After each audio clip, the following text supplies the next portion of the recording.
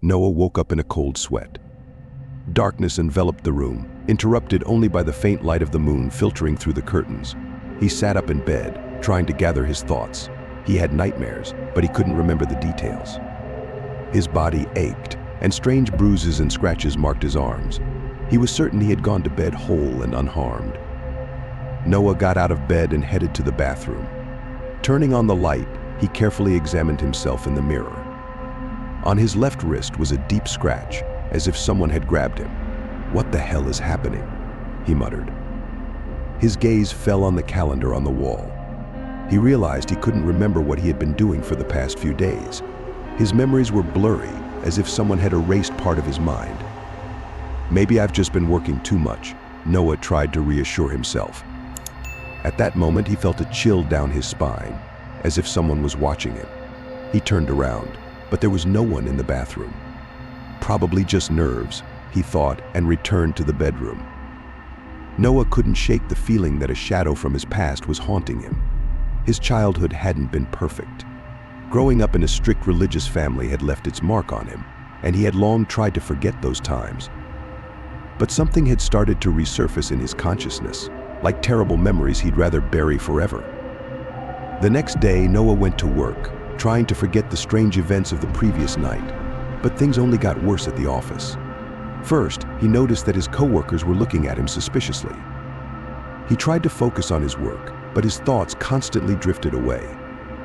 During lunch, Noah felt that someone was watching him. He turned and saw a dark figure in the corner of the cafeteria. The figure disappeared as soon as he looked in its direction. "It's just my imagination," Noah told himself. However, the hallucinations became increasingly realistic. On his way home, he heard whispers behind him. He turned around and saw an empty street. Then the whispering came again, closer this time. The words were unintelligible, but they filled him with terror. That night, Noah had nightmares again. He was in his old childhood home. Everything was gloomy and oppressive. He wandered the corridors, trying to find a way out, but always returned to the same door. Finally, he opened it and found himself in a room lit by a single candle. In the corner of the room stood a figure cloaked in shadows. It slowly turned towards him. It was his father, but his face was twisted with hatred and pain. "You cannot escape," his father whispered and stepped towards him. Noah woke up screaming in terror. His body was drenched in sweat, and his heart was pounding wildly. He realized these nightmares were not just dreams. They were too real, too vivid. He looked at his hands again and saw fresh scratches. The next day, Noah decided not to go to work. He felt too exhausted and scared.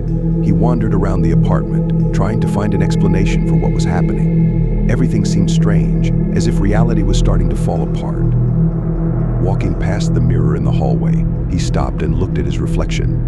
But what he saw made him freeze. His reflection was looking at him with a smile he was definitely not making. "What do you want?" Noah whispered, staring at his reflection. "You know what I want," the reflection replied, its voice quiet but eerily familiar. "No, I don't know. Explain it to me." Noah felt panic rising within him. "You must remember. Remember everything you tried to forget," said his double before becoming a normal reflection again. Noah stepped away from the mirror, his hands trembling. He realized he was losing control of himself. Or was it not him losing control, but something else trying to take control of him? A few days later, Noah finally decided to sort through the old boxes of things left after his parents died. He hoped to find answers in his past. One of the boxes was particularly heavy, and Noah realized it had belonged to his father. Opening it, he found an old photograph of himself at about 5 years old. In the background, a dark figure was visible. Noah's heart raced. He remembered never noticing this figure in the photo before. In the following days, the figure began to appear in real life. It followed him everywhere, on the street, in the office, even at home. Noah felt its presence, but every time he turned around, he saw only a fleeting shadow. One night, waking from yet another nightmare, he saw it standing right by his bed. The figure stood motionless, staring at him with empty eyes. Noah couldn't move out of fear. "Who are you?" he asked, gasping for breath. The figure did not answer. It slowly dissolved into the darkness, leaving Noah in absolute terror. Now he knew that the shadow from his past had returned. But what did it want? And why now? Each subsequent night brought new horrors.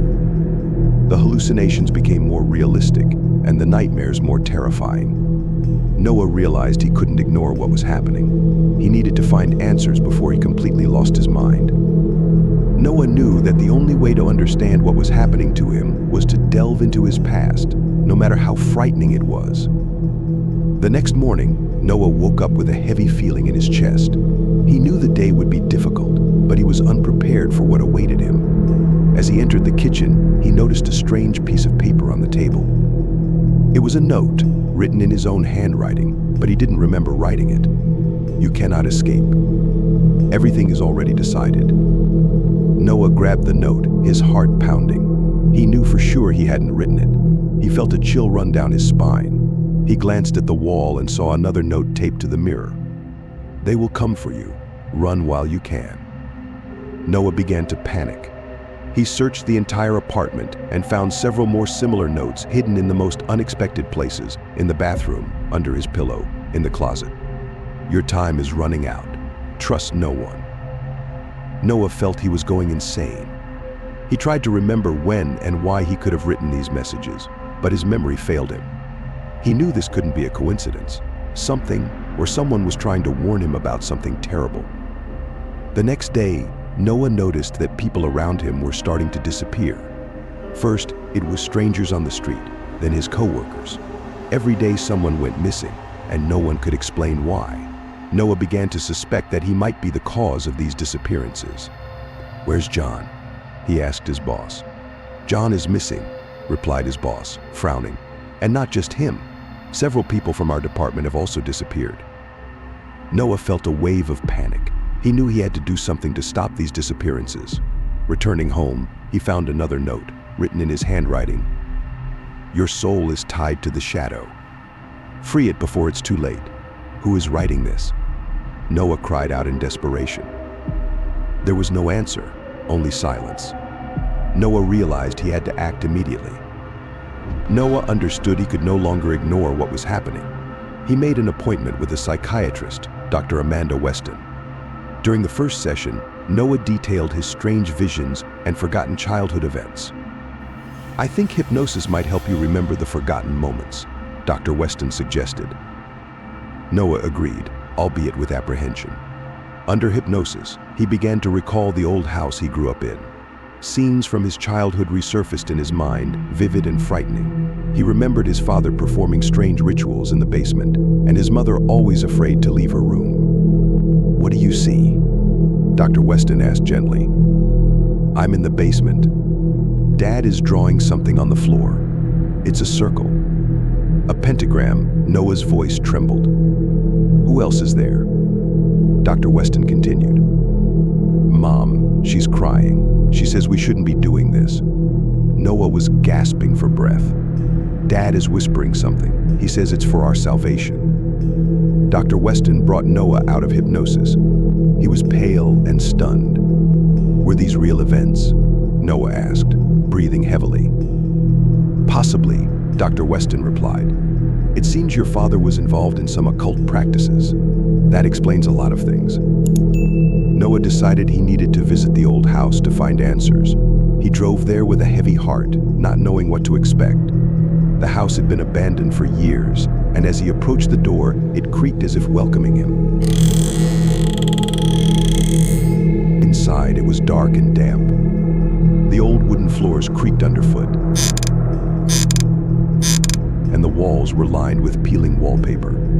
The air smelled of mold and something else, something ancient and sinister. Noah descended to the basement. Fear gripped his heart, but he knew he had to do this. He lit a flashlight and aimed it at the floor. There, on the floor, were the carvings of the symbols and signs he had seen in his memories.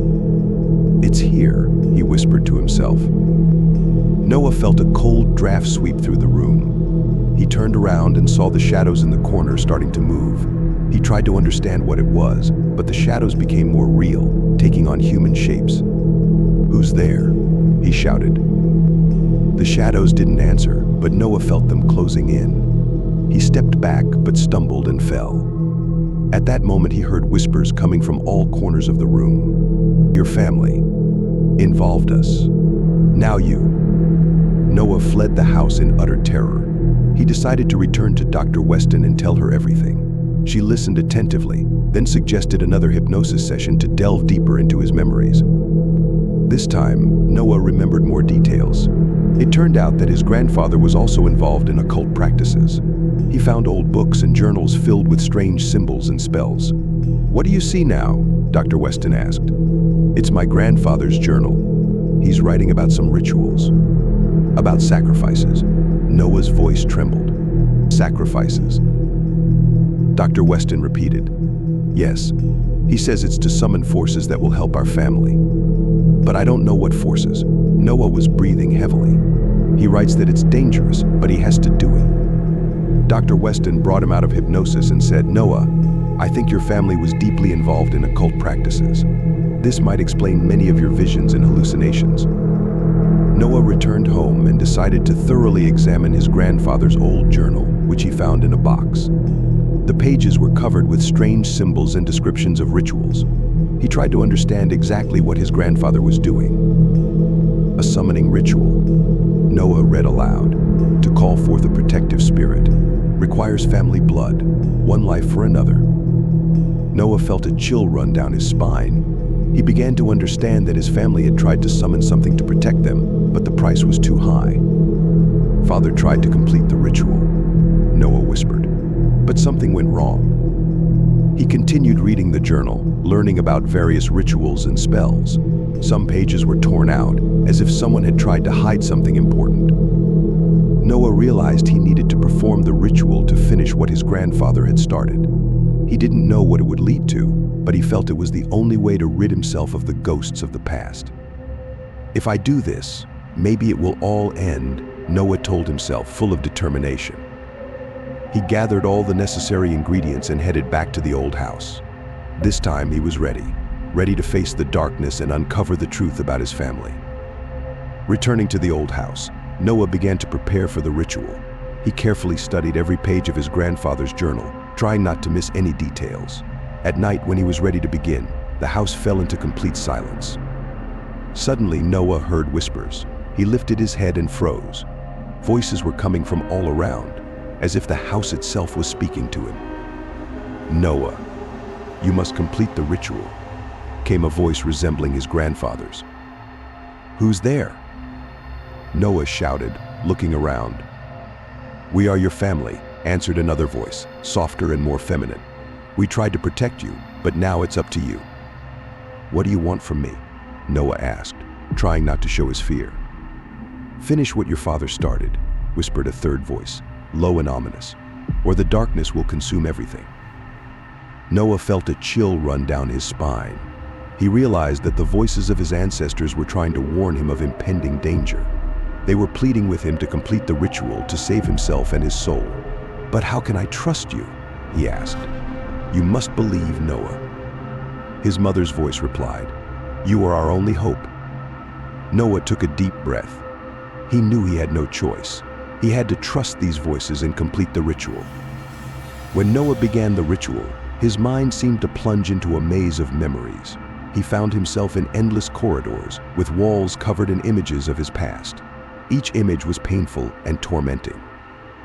He saw himself as a small boy, hiding under a table while his father yelled at his mother. Then he saw a scene from his teenage years, when he was forced to participate in occult rituals. "This can't be real," Noah said, closing his eyes. But when he opened them, he saw the corridors continuing endlessly. He wandered through these labyrinths, losing his sense of time and space. "You must understand," his grandfather's voice echoed. "Only by confronting your past can you move forward." Noah remembered the day his father conducted his last ritual. He realized that this ritual was incomplete, and that was why the darkness continued to haunt his family.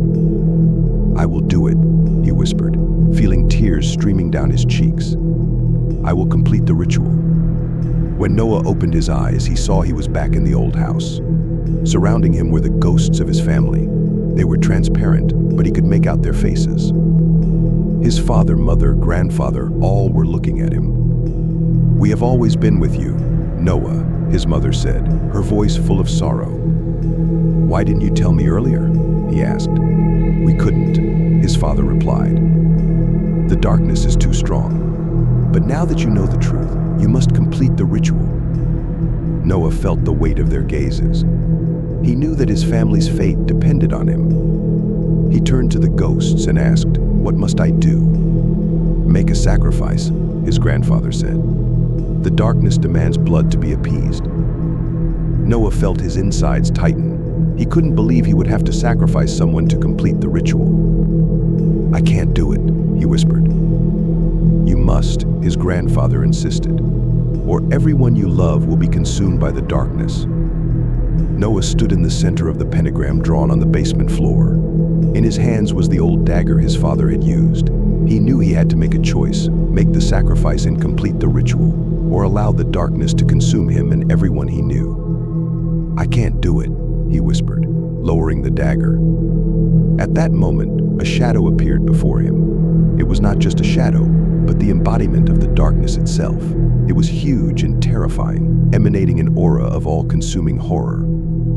"You are weak," the shadow intoned, its voice deep and cold. "You will never be free of me."